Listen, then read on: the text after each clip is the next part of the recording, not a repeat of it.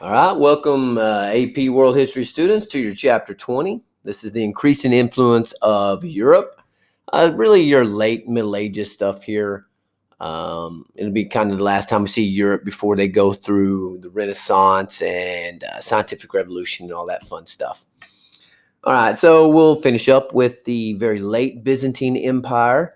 By the 11th century, these wealthy landowners undermined the theme system. Remember that the theme system was how the Caesar tried to control his nobility, that he was granting land to his generals, but it's just not going to work out. Free peasants became dependent agricultural laborers, and basically the Byzantine emperor, the Caesar, is not making as much money. You also get challenges from the West. Western Europe has finally undergone some economic development. You get the Normans from Scandinavia, which Vikings essentially are pressing on Byzantine territories. And you also get the Crusades, which are sort of devastating to Constantinople and the Byzantines. Because even though they are Christians, many of the Crusaders by the Fourth Crusade actually sacked Constantinople in 1204. After the Fourth Crusade, they don't make it to the Holy Land. They make it to Byzantine, and they get up to a lot of no good there in Byzantine lands. Now, then you get challenges from the east, so they're beset on all sides. You get the Muslim Seljuks, which invade Anatolia, where Constantinople is. They threaten that fantastic grain supply that they have, and they end up defeating the Byzantine army in 1071, which created a lot of civil conflict. Many of the farmers there welcomed the Muslims as liberators from the Byzantines by this time period. Basically, a period of steady decline from that point on until the Ottoman Turks finally just finished them off in 1453 as they capture Constantinople, and they'll rename it Istanbul, which it is to this day. So we get regional states in medieval Europe in this time period from 1000 to 1300 CE. You'll see some familiar ones there. France and Spain is divided up into two large areas, Castile and Aragon. You get Navarre, which is kind of a disputed area with France, and you get Granada down low, and then you have Portugal. You have a large territory controlled by what's known as the Holy Roman Empire, modern-day Germany and parts of Poland up here.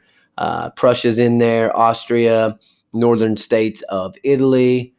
You got Hungary as a power here, right? And so you can kind of see the divisions there. Right, the Holy Roman Empire, which we just talked about. Otto I of Saxony takes advantage of the decline of the Carolingian Empire, which was in France, to establish a kingdom in North Germany and in the mid-10th century CE. He's basically sending men into Eastern Europe to try to conquer more resources. He actually entered Italy twice in service to the Pope. And so Pope John XII named Otto the Emperor of the Holy Roman Empire, this basically created thing, in 962. And historians like to say that the Holy Roman Empire was neither Holy Roman nor an empire. So it is very poorly named. A lot of tensions between emperors and the church. We get the investiture contest from the late 11th to the early 12th century. Lay investiture was basically where kings would appoint their buddies and stuff to positions in the church. The Pope doesn't like that. Pope Gregory VII attempted to end the practice of lay investiture. He actually excommunicates Emperor Henry IV.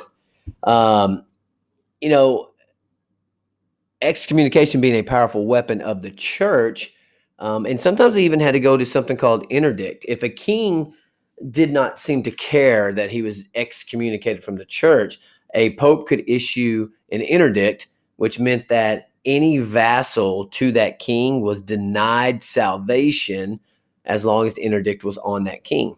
So, this forced Henry IV into capitulating and backing off, basically.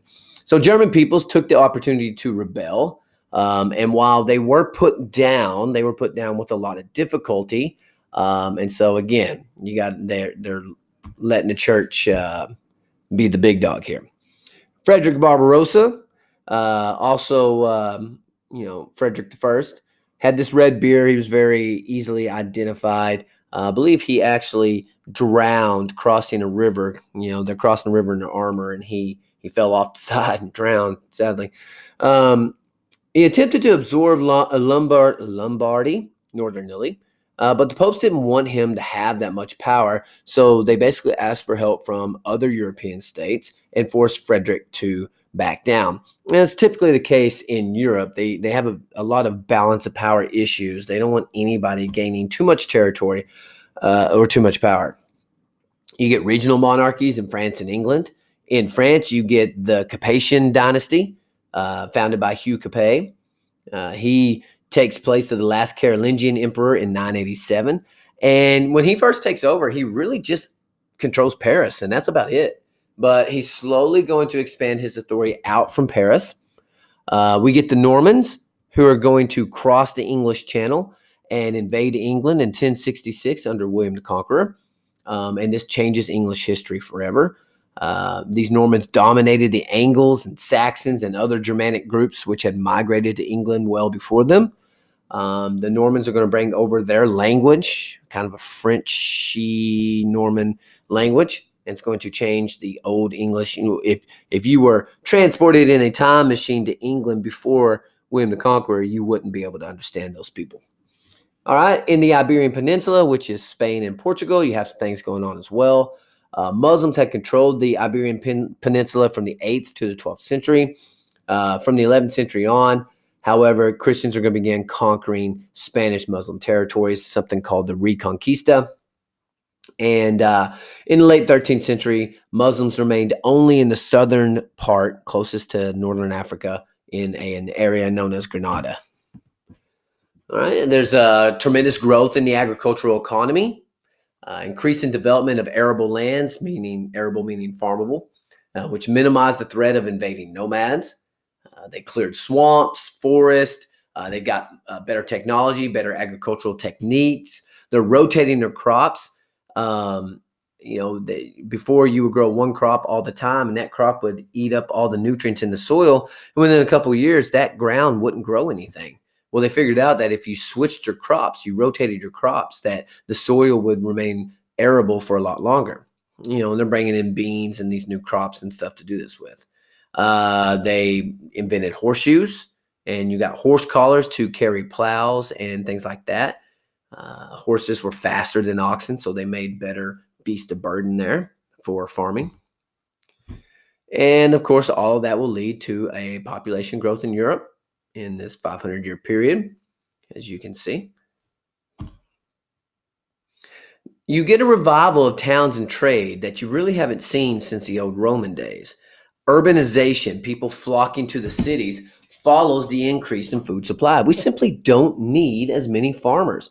And farmers, it takes them a while to catch up to the fact that they're having too many kids. So a lot of these extra kids, these extra mouths to feed, are beginning to go to cities and look for new jobs.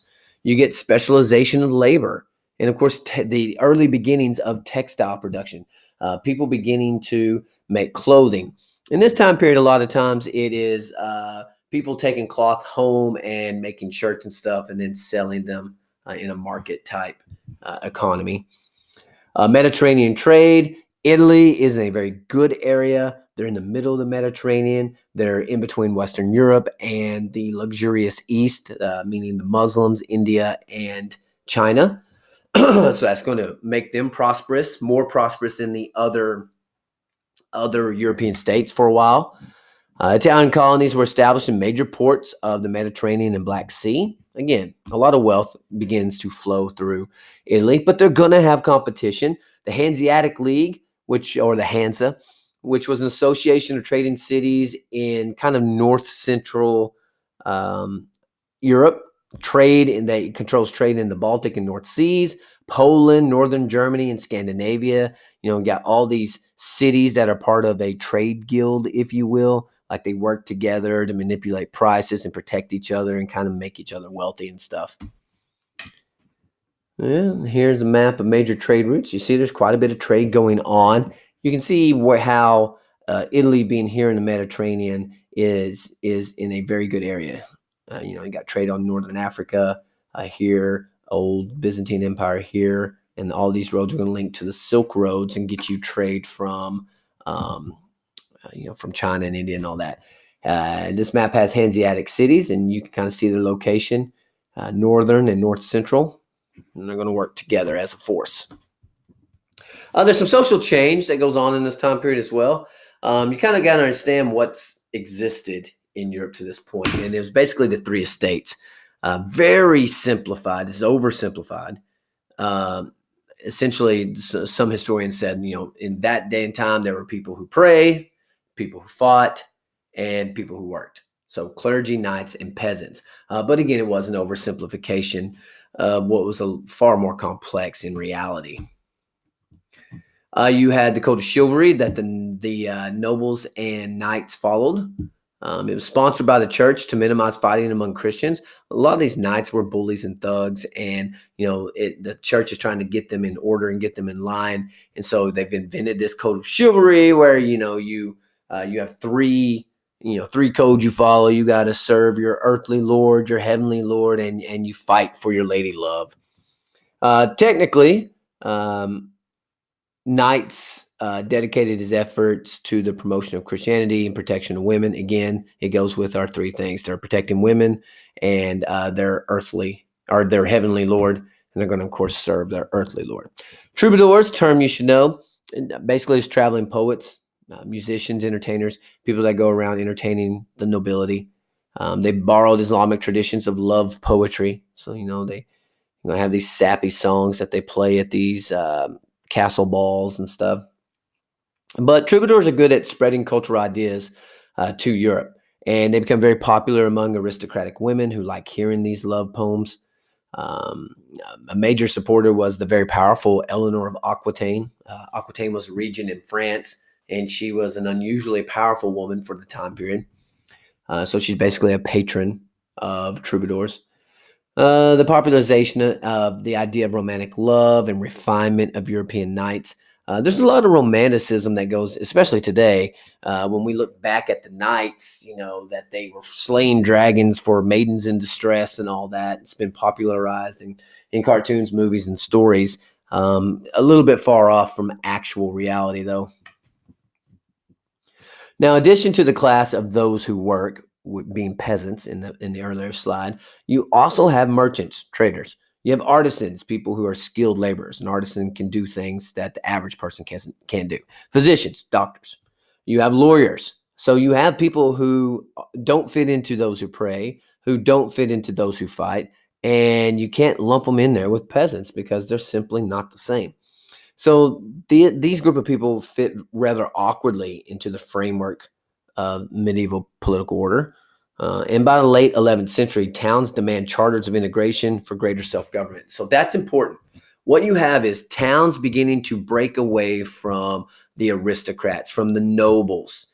And it's going to be one of the major things that ends feudalism, is that towns begin getting more self-government. People begin flocking to towns so they can be something other than a peasant. And the towns, because it become centers of trade, and because of that, they get quite wealthy. In those towns, you have guilds, the formation of guilds, basically organizations comprised of merchants and workers and artisans. They begin controlling a good part of the urban economy.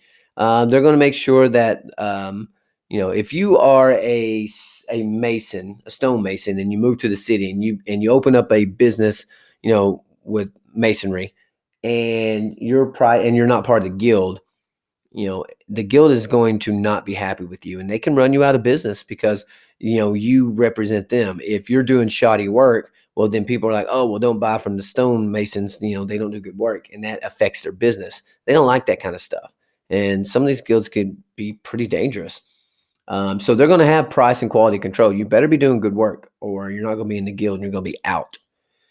They created a social support network. So guilds, very political, without a doubt, quite a bit of power. All right, urban women. There were new economic opportunities for women. They began dominating the needle trade. A lot of times women have very dexterous hands and fingers, and they will be in the cloth making business for a long, long time. They were represented in a variety of trades as well, though, and even admitted to most guilds. However, there were some guilds for women only, probably in the textile area, that's so dominated by women. All right, you had cathedral schools in this time period too.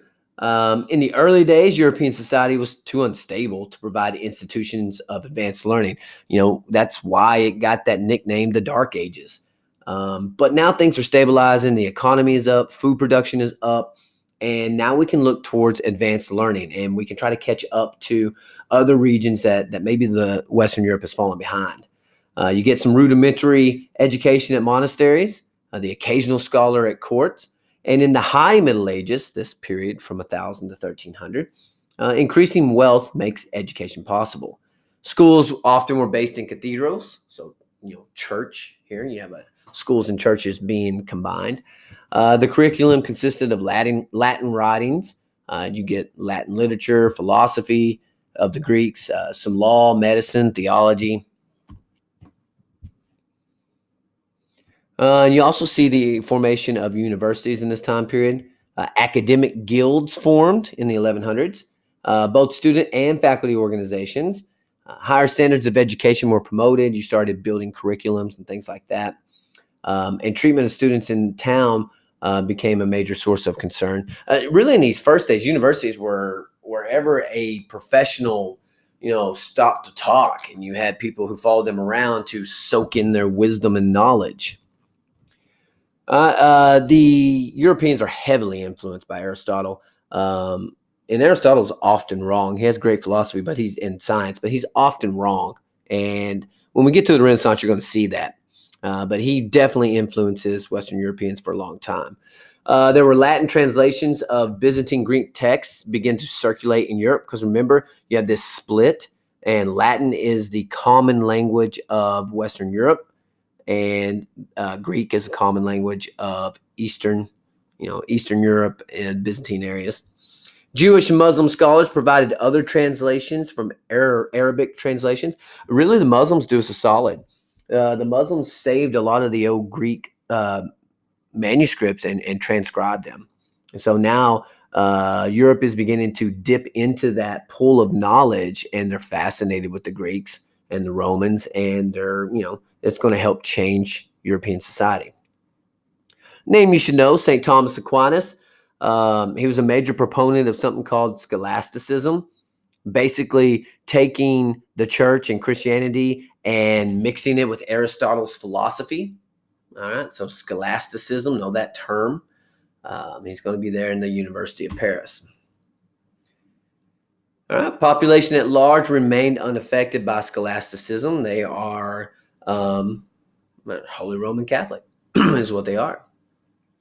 The seven sacraments gained ritual popularity, especially the Eucharist, baptism of infants, and taking Christ's body during the Eucharist, all that stuff.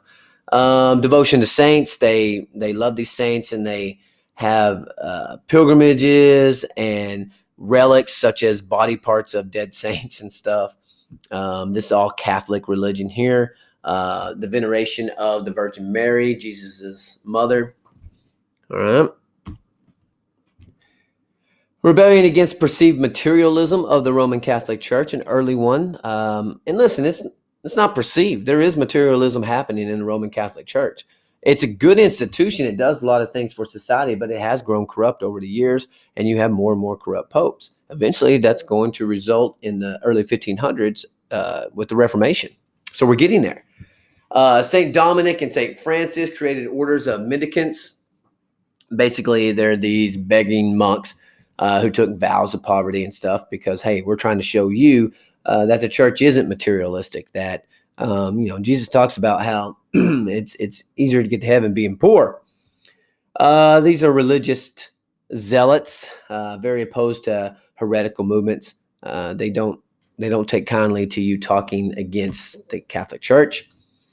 You had the Waldensians in southern France and northern Italy, who urged more lay control of preaching. Lay meaning common. Lay people are common people not associated with the church. against the sacraments and stuff like that. The Cathars, the Albigensians, ascetic regimes, meaning very simple. They rejected the official church, but the government and churches mounted campaigns to destroy both of these because they saw them as dangers to the church power. Remember, really for about 1,000 years, since from the fall of Rome until 1300 and a little bit beyond, the church is really the most powerful institution in Europe. Medieval expansion of Europe. The Scandinavians explored the North Atlantic Ocean. The Vikings basically make it to Iceland, Greenland, and Canada. But the Canadian settlements don't really succeed, so the Vikings are going to come back. But that is 500 years before Columbus discovers the New World. King of Denmark's nominally convert to Christianity. Sweden and Finland end up following. These Viking people, of course, Thor, Odin, and all that, in the beginning was very much against Christianity, but Christianity ends up winning this battle, and those Vikings will eventually convert to Christianity, as will the vast majority of Europe. Religious Christians formed military religious orders such as the Knights Templar, Hospitallers, and the Teutonic Knights. And they took religious vows of opposition to Islam, which they saw as being very dangerous, and paganism. Any of these non-Christians left in Western Europe basically were pagans. And they will end up founding churches and monasteries, of course. All right, the Reconquista, we talked about it a little bit earlier, of Sicily and Spain. These are Muslim-controlled areas that get reconquered by the Normans, and basically they slowly displace Islam. It does give opportunity for cross-cultural fertilization, that there are going to be some ideas that stick around when you have different cultural groups. Two small Christian states survived Muslim conquest and became the nucleus of the reconquest of the 1060s up until 1492. The Reconquista is complete under Ferdinand and Isabella around the time that they're giving Christopher Columbus some ships. You would see in the Reconquista, you would see torture commonly used as a device. You get the Inquisition, the Church Inquisition.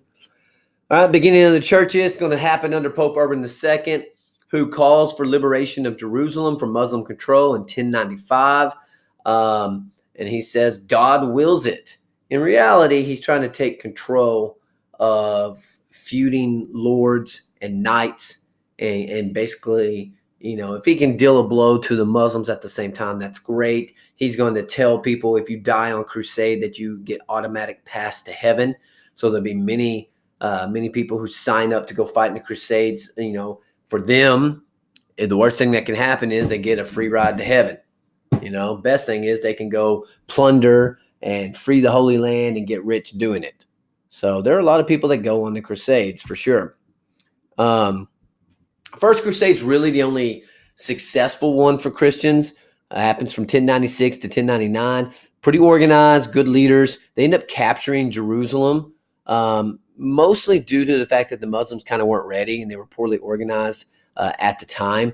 But they're only going to hold it for less than 100 years. Saladin will end up, a great Muslim leader, will end up recapturing Jerusalem in 1187. Here you can see another map. Normans of northern France going all the way here in these areas. Okay. All right, later Crusades and their consequences. There were 5 Crusades by the mid-13th century. None of them are successful. The best we get for the third is sort of a draw. Saladin allows Christians to make pilgrimages to their holy sites in Jerusalem, but the Muslims control Jerusalem. Throughout all the Crusades, only the first will be a true success for the Christians. There's even a children's crusade led by Stephen of Cloyes, who's a 12-year-old boy, and gets 30,000 children to follow him. They're going to go free Jerusalem somehow. The vast majority of them died or were put into slavery. It's a sad story there. Most things that's important with the Crusades, and again, they stop being holy very quickly, and they become about taking stuff from Constantinople, basically. But what it does, it provides direct contact with Muslim ideologies, trade. they realize when they get there that the Muslims are more advanced than they are, and they have access to all these goods that they really, really want, spices and stuff, which is going to set the scene for the Age of Exploration later on. They take their math system, which is called these Arabic numerals, which the Arabics took from the Indians from India. They also find paper production and Aristotle. These are all things that the Crusades bring back to Western Europe or Europe in general. Okay. All right. That looks like all she wrote, guys. Hope you take good notes off of it. And see you in class.